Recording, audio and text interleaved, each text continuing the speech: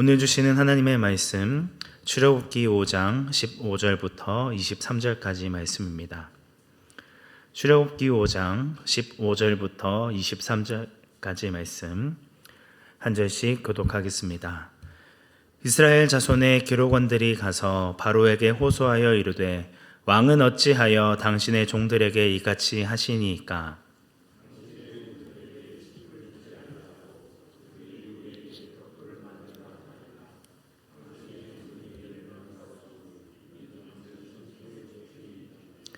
바로가 이르되 너희가 게으르다 게으르다.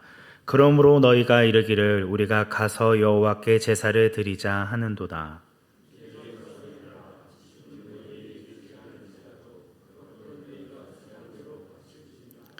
기록하는 일을 맡은 이스라엘 자손들이 너희가 매일 만드는 벽돌을 조금도 감하지 못하리라 함을 듣고 화가 몸에 미친 줄 알고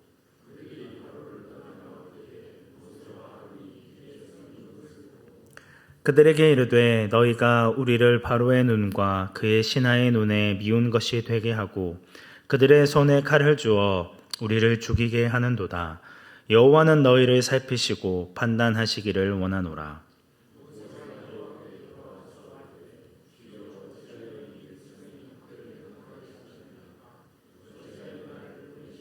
함께 읽겠습니다.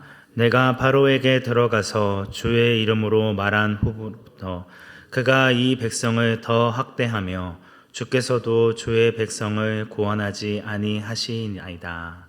아멘. 여호와 하나님의 부르심에도 거듭 자신의 자격 없음을 주장했던 모세는 드디어 하나님의 말씀에 순종합니다. 그는 4장 29절부터 30절의 말씀에서 이스라엘 자손의 모든 장로들을 모으고 아론이 여호와께서 모세에게 이르신 모든 말씀을 전하고 그 백성 앞에서 이적을 행합니다. 이에 대한 이스라엘 백성들의 반응은 어떠합니까? 4장 31절입니다. 백성이 믿음에 여호와께서 이스라엘 자손을 찾으시고 그들의 고난을 살피셨다 함을 듣고 머리 숙여 경배하였더라. 그들은 자신들의 부르짖음을 들으시고 인도하시겠다는 여호와 하나님께 머리 숙여 경배하며 하나님을 믿겠다고 다짐합니다. 그리고 모세와 아론은 바로 앞에 서서 하나님의 말씀을 전합니다. 드디어 이스라엘의 하나님과 이스라엘 백성을 괴롭히는 애굽 왕의 대결이 시작된 것입니다. 5장 1절입니다. 내 백성을 보내라. 그러면 그들이 광야에서 내 앞에 절기를 지킬 것이니라. 모세와 아론의 말을 들은 바로는 한마디로 하나님의 요구를 거절합니다. 여호와가 누구인데 나더러 그의 말을 듣고 이스라엘을 보내라는 것이냐? 나는 여호와를 알지 못하니 이스라엘을 보내지 않겠다라고 답변합니다. 여호와가 누구냐라는 바로의 질문은 지가 뭔데 감히 라는 매우 냉소적이고 빈정되는 어투입니다. 감히 태양의 아들인 내가 어찌 이런 듣도 보도 못한 신 따위의 말을 들어야 하겠느냐라는 반응입니다. 이에 모세는 우리가 광야로 사흘 길을쯤 가서 우리 하나님 여호와께 제사를 드리려 하오니 가도록 허락하소서. 여호와께서 점령병이나 칼로 우리를 치실까 두려워하나이다 라고 답변합니다. 하지만 이스라엘 백성들을 한낱 노동력이요 자원이라 여겼던 바로는 이스라엘 백성들에게 휴식을 주기는커녕 오히려 노동을 더욱 무겁게 만듭니다. 곧장 백성의 감독들과 기록원들을 불러 이전에 만들던 벽돌을 동일하게 만들되 벽돌을 만드는 데 필요한 재료인 집을 스스로 구하도록 명령합니다. 노동의 강도는 전혀 줄이지 않으면서 노동하는 시간을 크게 늘리는 매우 사악한 명령을 내린 것입니다. 누가 봐도 정상적이지 않은 부당한 명령입니다. 바로는 왜 이렇게 극단적인 반응을 보였을까요? 8절부터 9절까지의 말씀에 답이 있습니다. 얼마나 정신 상태가 해이해졌으면 감히 종들인 주제에 제사를 드릴 시간을 달라고 하느냐며 이스라엘 백성들을 게으르다라고 표현합니다. 이러한 바로의 명령에는 분명한 의도가 숨겨져 있습니다. 세 가지 의도가 있는데, 첫 번째로 모세와 이스라엘 백성 사이를 이간시키는 것입니다. 노동을 심하게 부과함으로 모세에게 걸었던 기대를 무산시키고 하나 되지 못하도록 갈라놓으려는 것입니다. 두 번째, 바로만이 최고의 권력자라는 사실을 은연중에 드러내는 것입니다. 이스라엘이 편하게 일할 수 있는지 없는지의 여부는 여호와 하나님에 달려있는 것이 아니라 애굽의 왕인 바로 자신의 뜻과 의지에 달려있다는 냉엄한 현실을 깨닫고 오직 나에게만 복종하기를 요구하는 것입니다. 세 번째, 모든 책임을 모세에게 뒤집어 씌우려고 합니다. 사태가 이 지경에 이르게 된 것은 내 뜻이 문제가 아니라 모세에게 있음을 상기시키므로 모든 잘못과 책임을 모세에게 뒤집어 씌우고 모세를 통해 하신 하나님의 약속의 말씀마저 거짓말로 여기게 만드는 것입니다. 이러한 바로의 전략은 효과를 거두었을까요? 오늘 본문의 말씀에서 그 결과가 드러나게 됩니다. 애굽의 감독들은 이스라엘 백성들을 독촉하며 어찌하여 벽돌의 수요가 이전과 같지 않냐며 이스라엘 자손의 기록원들을 때립니다. 당시 애굽의 노동자 감시 체계는 애굽인 감독들과 이스라엘인 기록원들이 있었습니다. 최고 감독자는 애굽인이 차지하고 현장의 감시는 이스라엘인을 맡기는 그런 방식입니다. 종들 가운데 일부를 뽑아 최소한의 특권을 주고 같은 동족을 감시하게 만듭니다. 여기에 뽑힌 자는 본인 역시 종이라는 정체성을 망각하고 그 특권을 놓치지 않으려고 억압체제에 적극적으로 협조하게 만듭니다. 반면 뽑히지 않은 자들도 너희에게 이런 특권을 얻을 수 있는 기회가 있다라는 것을 보여주어 권력자의 눈에 들도록 은연중에 경쟁하게 만드는 매우 악랄한 착취 방법이라 할 수 있습니다. 무리한 자격량을 채우지 못할 때마다 폭행을 당하던 이스라엘 기록원들은 직접 바로를 찾아가 자신의 억울함을 호소합니다. 그러나 바로는 그들의 탄원을 들으려 하지 않고 오히려 자신을 찾아온 기록원들을 향해 너희가 게으르다 라고 반복하여 이야기합니다. 맡겨진 노동을 열심히 할 생각은 하지 않고 여호와께 제사를 드리자라는 한가하고 나태한 생각을 품고 있기 때문에 나는 조금도 너희에게 부과한 일을 줄여줄 생각이 없다라는 것을 다시 한번 확인시켜 줍니다. 이스라엘 기록원들은 할 수 없이 바로 앞을 물러나지만 쫓겨나기 전에 바로가 왜 이토록 크게 분노했는지에 대해서 분명히 알게 되어집니다. 이 모든 일의 원인을 제공한 사람은 모세와 아론 때문이라는 것을 확실하게 알게 된 것이죠. 이에 이스라엘 기록원들은 모세와 아론이 서 있는 것을 보고 독서를 내뱉습니다. 우리 21절 말씀 함께 합독하도록 하겠습니다. 그들에게 이르되 너희가 우리를 바로의 눈과 그의 신하의 눈에 미운 것이 되게 하고 그들의 손에 칼을 주어 우리를 죽이게 하는도다. 여호와는 너희를 살피시고 판단하시기를 원하노라.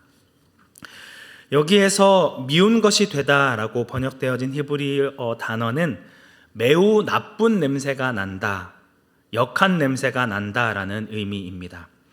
문자적으로 해석하면 우리의 냄새를 역겨운 것으로 만들다라는 의미입니다.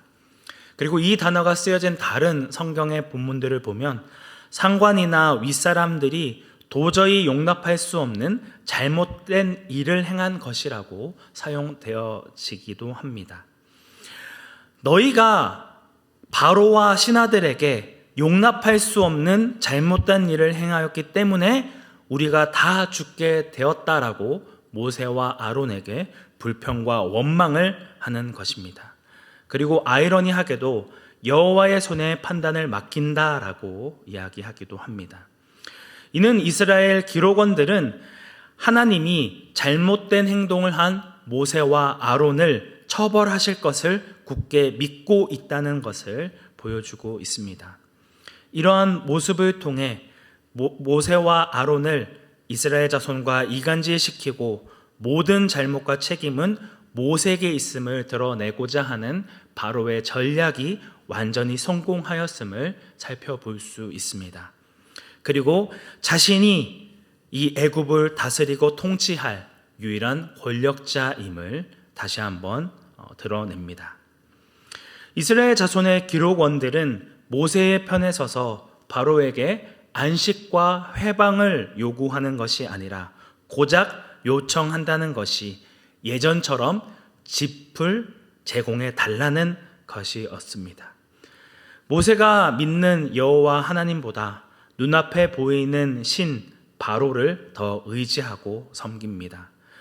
얼마 전까지만 해도 모세와 아론을 통해 하나님이 이스라엘의 고난과 고통을 살피시고 계신다는 말을 듣고 경배와 감사를 드리던 사람들의 태도가 이처럼 순식간에 원망과 저주로 변해 있습니다. 하나님을 섬기는 것도 좋고 해방되어지는 것도 좋지만 당장 눈앞에 펼쳐 있는 무거운 현실이라는 장벽 앞에 모든 신앙의 결단들이 무너져 내리고 또 좌절하고 포기하게 되는 모습을 보이고 있는 것이죠. 이스라엘 기록원들의 비난과 정죄를 받은 모세는 여호와 앞에 돌아와 어찌하여 이 백성이 학대를 당하게 하셨나이까? 어찌하여 나를 보내셨나이까? 라고 탄식하며 주께서는 주의 백성을 구원하지 아니하시나이다 라고 부르짖습니다. 이스라엘 백성들은 흔들릴지언정 중심을 잡고 있어야 할 지도자 모세마저도 좌절하고 낙담합니다.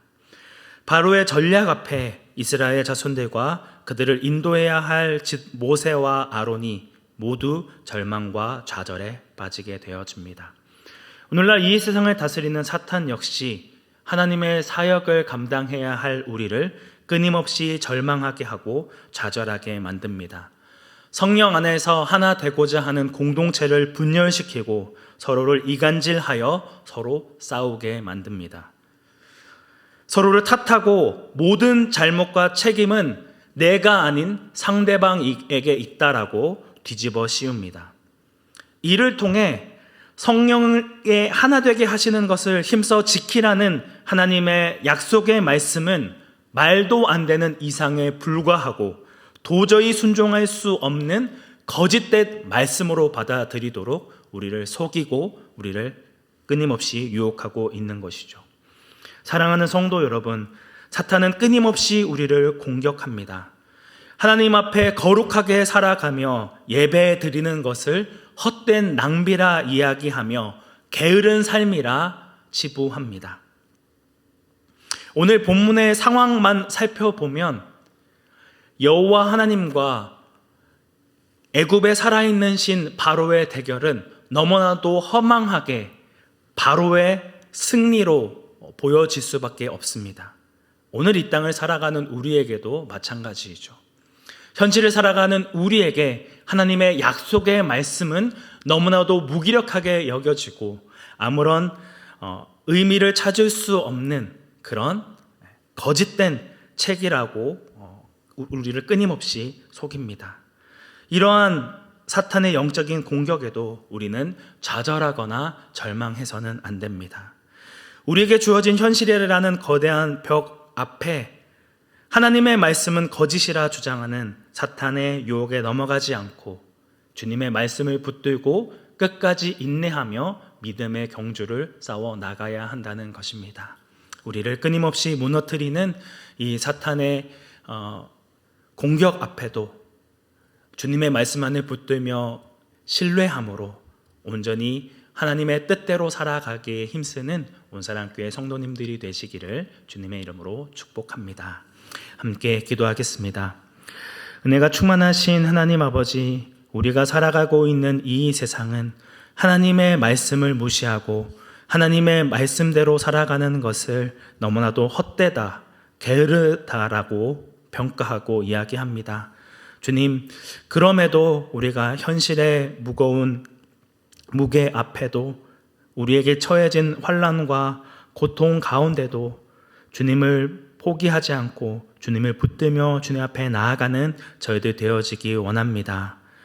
온전히 주님을 붙들며 나아가는 저희들 되어질 수 있도록, 그리하여 온전한 승리는 오직 주님께 있다는 사실을 기억함으로 세상과 맞서 싸우는 영적인 군사가 되게 하옵소서.